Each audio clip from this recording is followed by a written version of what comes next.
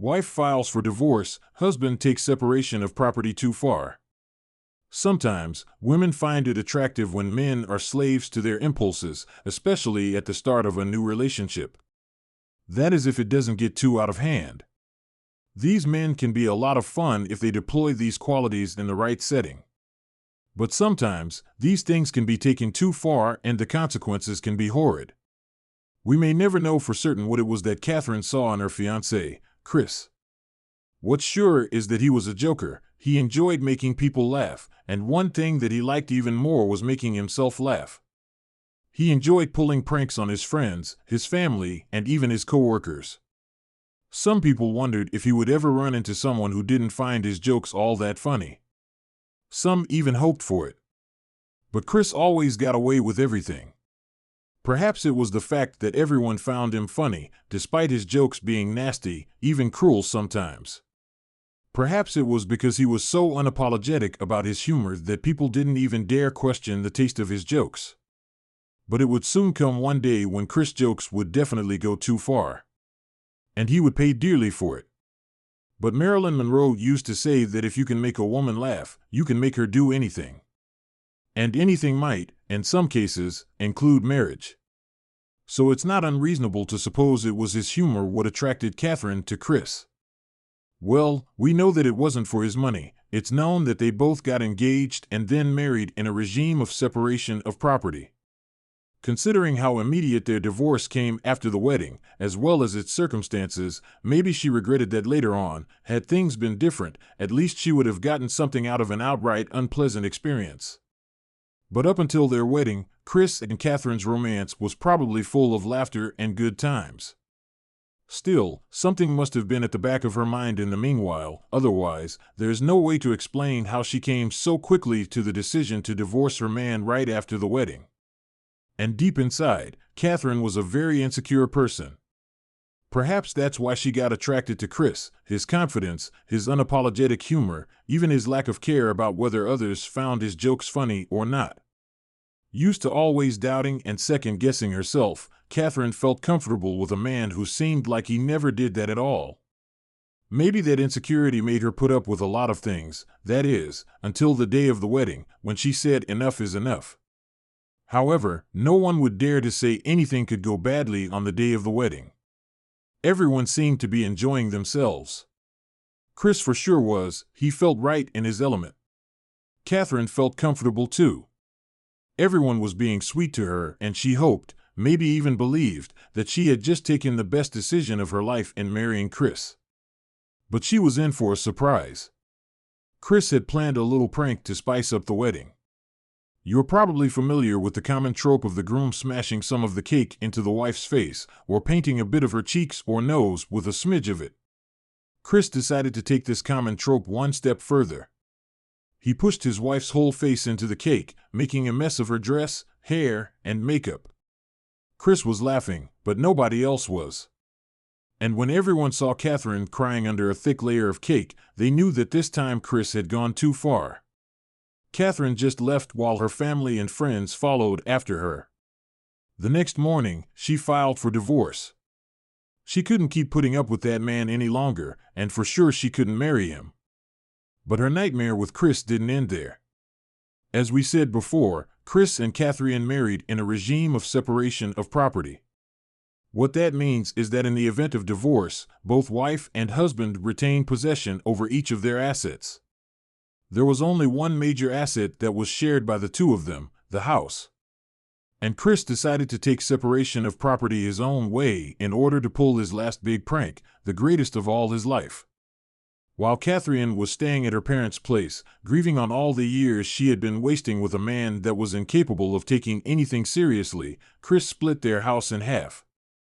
Literally. The man worked in construction and somehow, he managed to get a grab on several machines.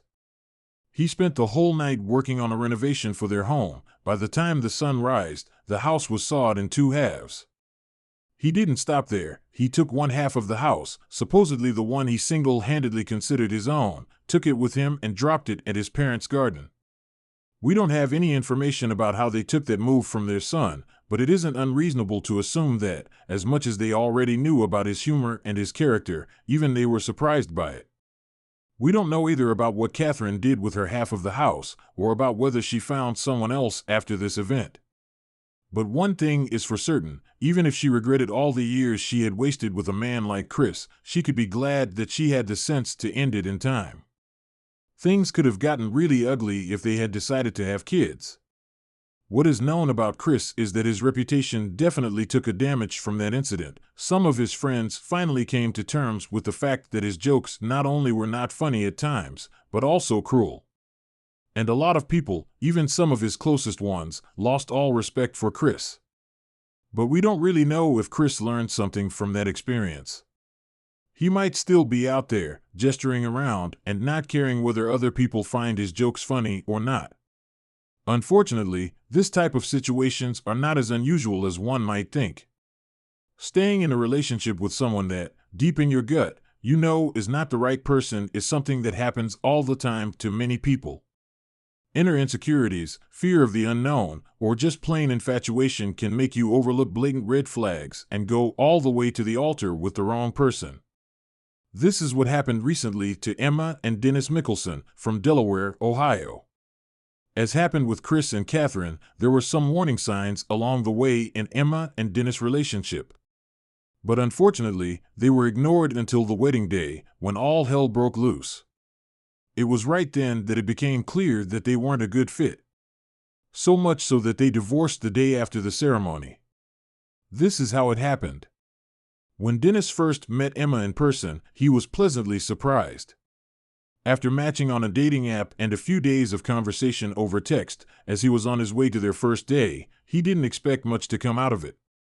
He thought that, best case scenario, it would only be a short-lived fling to pass the time.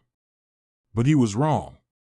And given the way things turned out, that would have been a much more fortunate outcome for him. During their first date, Dennis and Emma found out they had a lot in common. They shared the same interests, the same affinities and animosities, the same values, and aligning goals in life. That night marked the beginning of a sizzling romance that went on for the following months. However, things would soon take an unfortunate turn. For the first few months, Dennis was head over heels. After a long string of failed relationships and short-lived flings, he thought he had finally found someone he could really click with. So eventually, he just gave in and embraced Emma as the person he wanted to spend the rest of his life with. However, the days of wine and roses soon came to an end. It all started right after Dennis felt like their relationship was already an established one. He started feeling like marriage was the next thing they'd have to talk about sooner or later, the logical step. He brought it up, and Emma agreed with him instantly. Dennis felt overjoyed. But it was right then that Emma's behavior started changing. It started subtly, almost unnoticeably at first. Emma had warned Dennis about her mental health issues at some point in their relationship. She confessed she could be crabby when she was going through a rough spot and had a tendency to push people away when things weren't going right. This had scared off many men in her past. However, at that point, Dennis was willing to work through everything for their union. He overlooked some things he would regret later on. Sometimes, Emma would get into some of her moods and become a different person. She would withdraw, not talk for days, and be rude to Dennis whenever he tried to get closer or comfort her. When it started, she would usually get better in a few days or weeks, apologize for her behavior, and everything would get back to normal. But that was only when it started. As time passed, Emma's depressive episodes became more and more frequent, and she became more difficult to deal with. She acquired the habit of dedicating demeaning and undermining remarks to Dennis. When she got in one of her moods, it was like nothing Dennis did was right. After some time, she stopped apologizing after it happened, saying, "You know how I get, that's just who I am," every time Dennis confronted her about it. Still, the worst was yet to come. The rude behavior Emma adopted when she got into one of her dark moods became her default mode. Now, the demeaning and rude comments became her standard mode of talking to Dennis. She argued that it was actually a good thing. She did that because they were at a point in their relationship where she could open up and be herself. But was that really so? Every day, Dennis found himself hoping it would be just a rough patch they would get over eventually. He kept making excuses for her and often blamed himself for his lack of compassion. They had gone so far and through so much together that he couldn't just throw all that time and effort away. Little did he know that on the wedding day, something would happen that would make him change his mind in a minute. When the big day came, Dennis was a little bit nervous. Emma had been the one running the show when it came to the ceremony preparations. She had been set on arranging everything by herself, and Dennis could feel that the stress was taking a toll on her. For the last few days, Dennis had been walking on eggshells, trying his best not to upset Emma. When the ceremony ended, Dennis felt relieved. It seemed like everything had gone all right. However, that day he would see a side of Emma he had never witnessed before. It happened right when they were leaving the church, with everyone cheering around them as they walked down the stairs. Suddenly, Dennis tripped and fell to the floor. Unfortunately, he didn't get hurt. However, Emma's reaction left everybody speechless. She started laughing loudly, pointing at Dennis and screeching, "Look at him," from a few stairs above him. And it didn't end there. During the whole reception, Emma kept raving about Dennis' accident to anyone with the patience to listen to her, even though no one else seemed to find it funny, and Dennis asked her to stop it. She even went around the ballroom asking people if they had filmed it with their phones. That's when Dennis had enough.